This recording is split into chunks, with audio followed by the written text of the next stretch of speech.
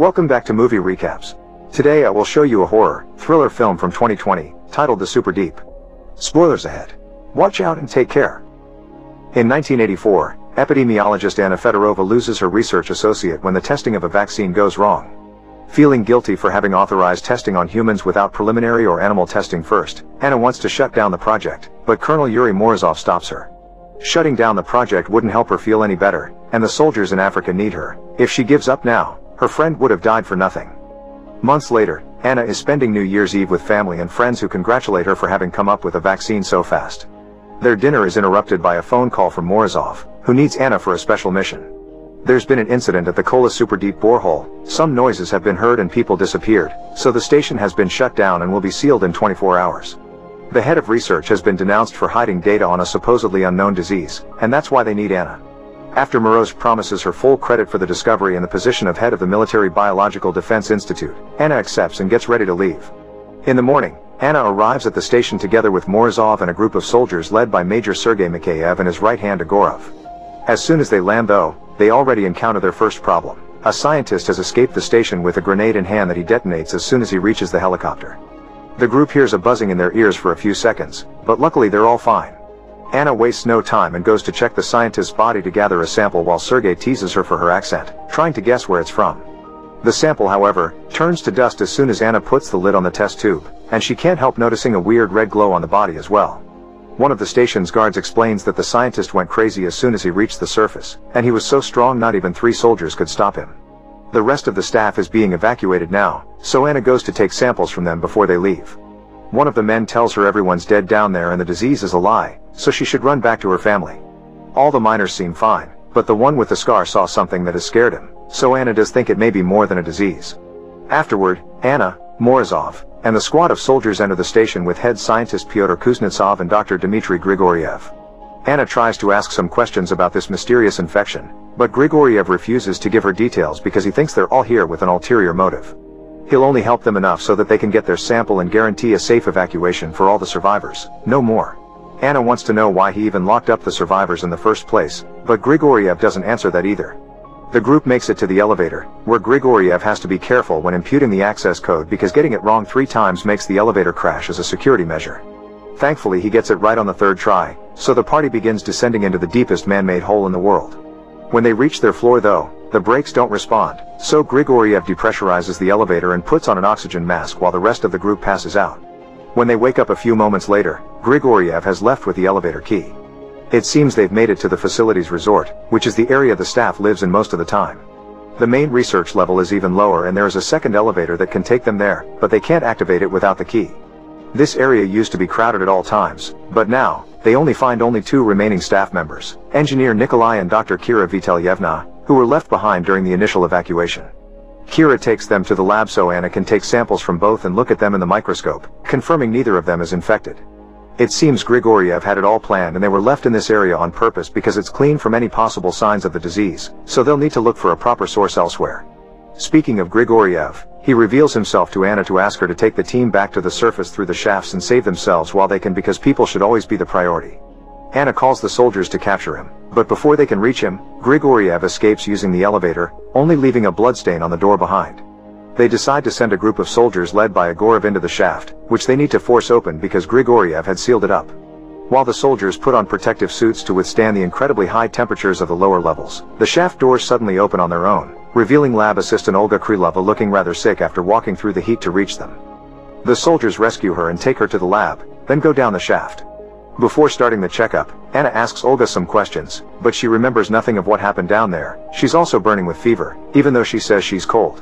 When Anna takes off her gown, she makes a disturbing discovery on Olga's back. It's covered with disgusting mold-like growths, which Olga claims don't hurt, not even when Anna makes a cut to take a sample. While the soldiers report having found some kind of life in the lower level, Anna puts the sample under the microscope and discovers it's a cellular parasite, some highly virulent form of mold. Fungi and mold are the least studied forms of life, and this one is unknown, so that's enough for Morozov to end this operation and start heading back. Nikolai begins working on the elevator system to force it to come back, which will take over an hour. Sergei tries to contact his team again, but they seem to be in trouble at the sight of something dangerous and don't answer their walkie-talkies anymore. At that moment, Grigoriev contacts them through the speakers and tells them he had hoped they would escape through the shafts, so now they leave him no choice. Grigoriev proceeds to set off a bomb to seal them all within the facility as he asks for forgiveness, and Anna is reminded of her own guilt related to the vaccine when the area starts shaking around her because of the explosion. In the lab, Olga's body begins to glow and she slowly loses control, blowing up the glass and attacking Kira. Meanwhile, Nikolai discovers that the explosion damaged the pressure pump and will cause the facility to collapse within an hour. He wants to find a way to get out and shows no care for the soldiers trapped in the lower levels, earning him a punch from Sergei. However, Morozov agrees that going back for those soldiers is too dangerous, so they'll be leaving through the shafts. Sergei goes with Anna to the lab to retrieve Olga and they find a very unpleasant surprise. The entire place is covered with mold, and Olga is half melted to the floor but still alive. On the other side of the door, Morozov doesn't care that Anna is surrounded by contamination without protection and orders her to take samples anyway. When she and Sergei come closer though, Olga begins releasing a cloud of spores, so Sergei runs out of the room and Anna steps back and grabs a mask to avoid breathing them in. That's how she comes across Kira, who has been infected and mutated like Olga, and she dies when her bones suddenly poke out. Anna tries to leave the room and has another guilt-associated hallucination when she slips, but this allows her to find a fire extinguisher. She uses it to clean the air around her so she can open the door without the mold escaping, and after closing it again, she asks Nikolai to use the extinguisher on her body to disinfect her.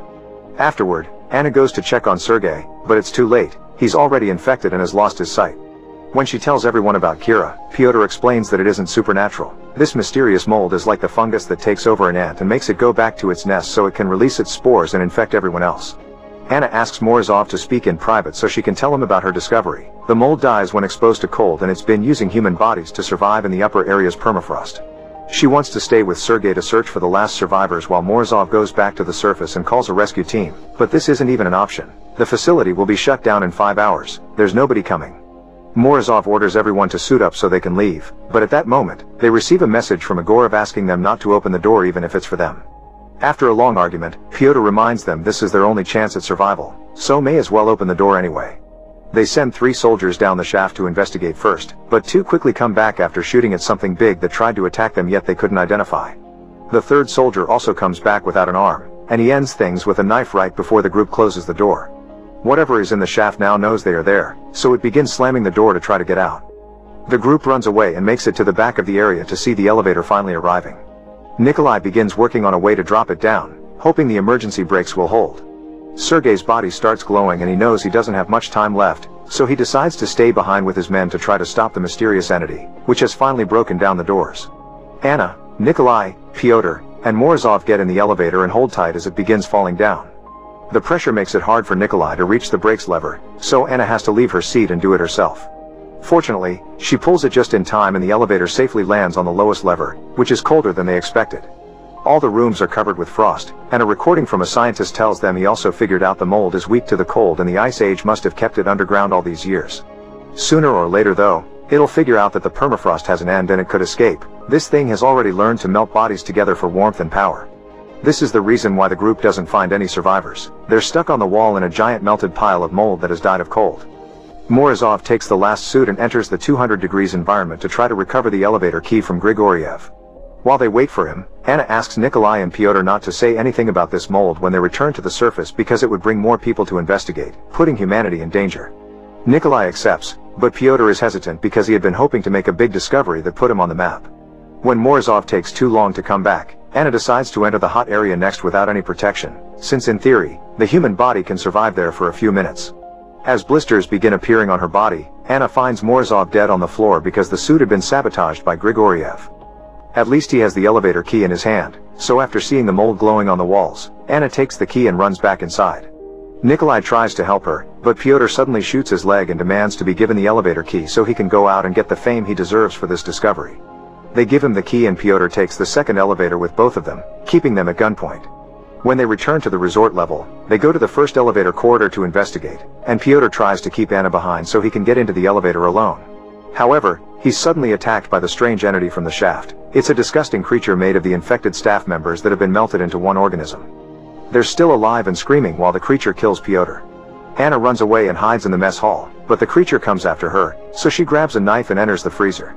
There she gets an idea. She takes off most of her clothes and tosses a bucket of freezing water on her body so her temperature is too cold for the mold to infect her. Then she comes out and crawls under the creature to take the elevator key from Pyotr, who has also been absorbed. Locking the doors behind her, Anna rushes out of the mess hall and finds Nikolai so they can escape together. However, the creature finds them by breaking through the wall, so the pair runs away until they reach the elevator and manage to push the doors closed right as the creature tries to reach inside. The elevator starts going up, but Nikolai and Anna have one last surprise waiting for them. Sergei is also there with them, melting into the floor and begging them to do something as he coughs out spores. Anna stops the elevator because she doesn't want to take the mold outside, but Nikolai doesn't want to die here and activates it again. The two of them begin fighting over control of the elevator, and when Nikolai is about to kill Anna, Sergei forces his body to do one last effort. He raises his arm and uses the exposed bone to kill Nikolai first. To show her gratitude, Anna tells Sergei that she's from Yugoslavia and kisses him before getting to work on the elevator. Anna remembers putting the wrong code 3 times will crash it, so she starts punching numbers, which proves more difficult than it sounds because she's been infected too and her body has started glowing, so she feels weak with pain. The two first tries go slowly but well, but she barely puts half a fake code when the elevator makes it to the surface, so she has to struggle against the grasp of the rescue team to punch the final numbers. The elevator starts the self-destruct sequence and falls down as Anna leaves with the new team in a van. Surrounded by soldiers, she takes the chance to steal a grenade from them and gets off the vehicle as soon as the van leaves the facility. Seeing more scientists are arriving, Anna approaches them and detonates the grenade, matching the beginning of the story. Make sure to subscribe and turn on notifications so you can watch more videos like this. Thanks for watching.